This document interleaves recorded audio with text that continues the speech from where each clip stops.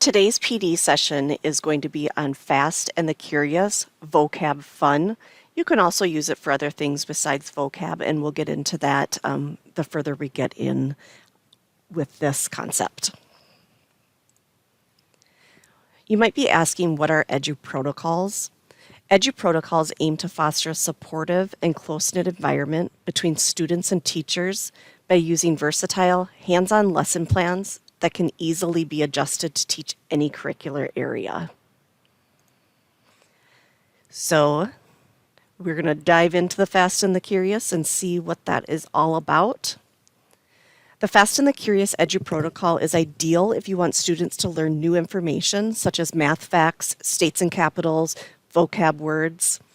The Edu-protocol takes 4 class days total, ideally beginning on a Monday, but you can begin at any day of the week. And it only uses a short amount of time each day. Why is it called the Fast and the Curious? So this Edu-protocol is a fast way to expose kids to words or problems, which saves classroom time. And second, people are curious about their own abilities. So that's why it's called the Fast and the Curious. These are some of the items that this Edu-protocol can replace. It can replace spelling tests, vocab quizzes and tests, homework, such as vocab, phonics and grammar, capitals and states, those fill-in-the-blank worksheets, science concepts, and much more. The Edu-protocol plan is laid out in 2 steps here. This is the first step, is you're going to use Quizzes or Blookit, or you can even use Pear Deck's Flashcard Factory. And you're going to create a quiz with either your vocab words or your content area. The quiz stays the same each day.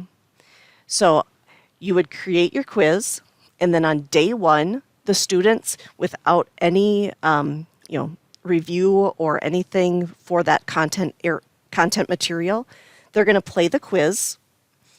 Immediately when the class is done, you are going to go through and review the missed concepts that your students did not do well on during that quiz. As soon as you're done reviewing the missed concepts, the students are going to play the quiz immediately again.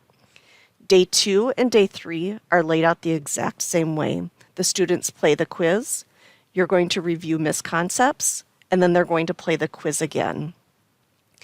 Day 4 is what is different. The students are going to play the quiz 1 time. If the entire class performs at a 95% or higher, or if you want to say 90% or higher, you're going to give the entire class an A for this quiz or assignment. So the directions are, you create your quiz.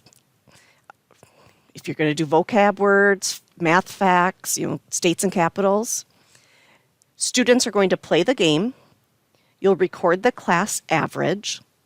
In Quizzes, it keeps track of your class average, so you don't actually have to record it. In some other programs, you might have to record it because it will not save it every day. You're going to provide immediate feedback using the review quiz button, and then the students are going to immediately play the quiz again. And you don't have to call it a quiz. You can call it, an activity or an assignment, something like that, just because some kids stress out when you say the word quiz or tests. And then the last step is you are going to repeat the blue square each day throughout the week for days 1, 2, 3 to build that mastery of the content. And then on that last day, they play the game or the activity once. If the score is 95% or higher, they all get an A, and then you move on to either new material, or Friday you can use it as a review day, or just continue on with your lesson. You might be asking yourself, well, what if the class doesn't get that 95%? On Thursday, then, I would immediately kind of look at the questions that they are still missing, and then you can do one of 2 things. You can review and have them take it one more time on Thursday. Otherwise, they can take it on Friday, 1 time, and then whatever score they get is the score that's going to go in the grade book. Because this is a gamified way to have students learn, the information such as vocab words or math facts, students want to do good because they want that class score, the average, to go up, so they don't have to take their individual scores for that. Here are some positives and benefits to the protocols. Students receive immediate feedback. As teachers, we know how important this is, but sometimes it's impossible to give the students immediate feedback for homework. It might take a day or two for us to grade all of those papers and get them back to the students. Teacher knows exactly what students are struggling with for concepts, and students get efficient practice. You know, each student is doing his or her own work and not just copying answers from a friend. When I'm working with staff, that's one of the biggest kind of fears, is that either a student is just rushing through their homework, looking through the book, trying to find the answer just to write it down, or they're just copying answers from a friend. And in both of those situations, the students aren't learning very much. With this Edu protocol, you know each one of your students is doing his or her own work. And repeated exposure to the content helps long-term memory. This has been scientifically proven. The more that you have exposure to something, the more you're going to remember it. So instead of just writing out like a vocab word and putting it on a piece of paper, putting the definition and turning it in and being a one and done, that repeated exposure allows your students to actually learn this and keep that content with them longer. It gives more class time to spend on important concepts and frees up Friday for an extra teaching day or a review day. And it doesn't have to be Friday. You can think of that as day 5. And one of the best things is, besides your students actually mastering the content, is you don't have to grade homework or look through a bunch of vocab words to make sure they have the right definitions and the right number of words that go along with that. And I do want to add, I don't really see it as a negative, but this would probably be the only negative, is you will have to set it up in quizzes the very first time yourself. But once it's made, you have that forever. So the next piece is I'm going to show you the student view and the teacher view of what this is going to look like when your students play the quizzes. So this side of my screen is the teacher view, and this little screen here is the student view. There's a couple different ways that you can get the quiz out to your students. The first one is having everybody go to joinmyquiz.com and then entering this code where it says enter a code, and then they can click join. Otherwise, down below, there's this little link icon. When I click this, it copies the link to the clipboard, and then I can open up Schoology or Seesaw and paste that into those programs so that my students can just click on it, so they wouldn't have to type in joinmyquiz.com and then enter in a code. So for this one, I am going to enter in a code. Once I click join, they'll be prompted to enter in their name. So my name is going to be Student Kara for this. There's background music in quizzes, so if you have a student that makes them a little anxious, they can turn this off.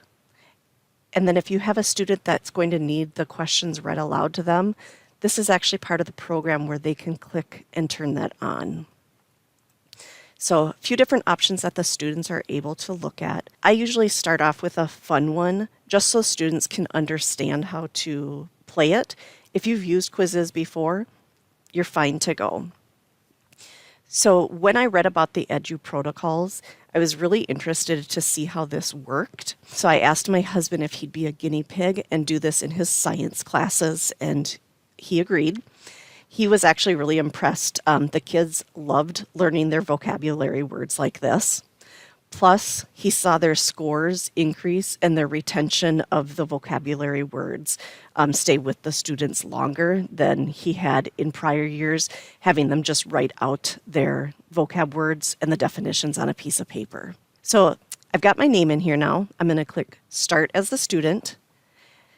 And then all my students are going to populate on this page. Since I'm the only one, that's the only person we're going to see. And then I'm going to click Start. So remember, this is the teacher view, this is the student view.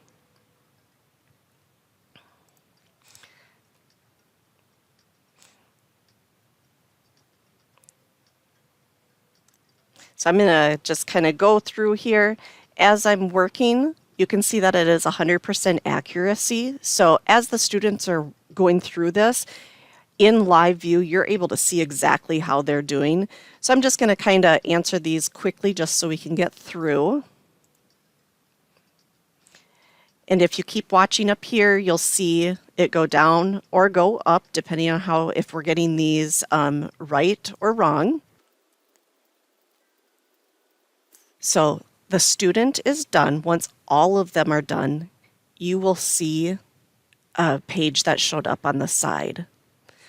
What I like about this is the students can see they got 3 right, 4 wrong, and they spent approximately 5 seconds on each question. So from the teacher side, I would see all of my students' names down here and how each individual student did. So I can kind of look at the trends of, okay, everybody got question 2, 3, and 6 wrong, or almost everybody got it wrong.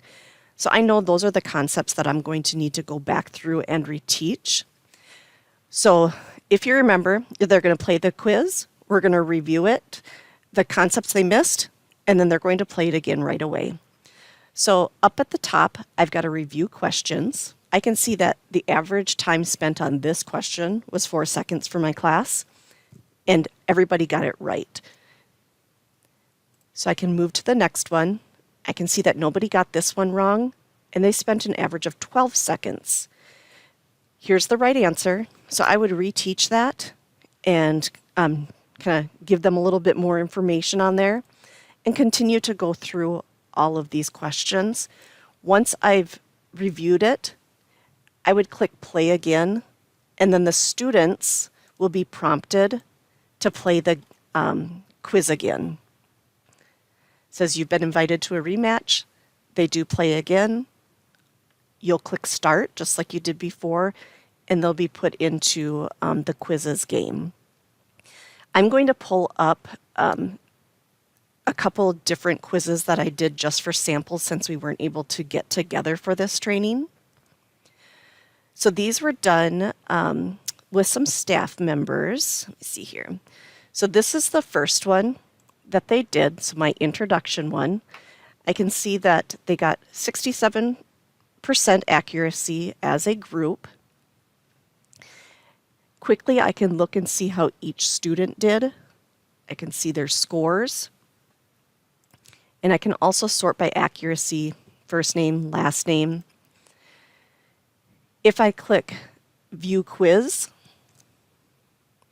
this shows the quiz that I created with the correct answers. So I'm going to scoot back to the last one here. I can look at it question by question and see exactly how students did.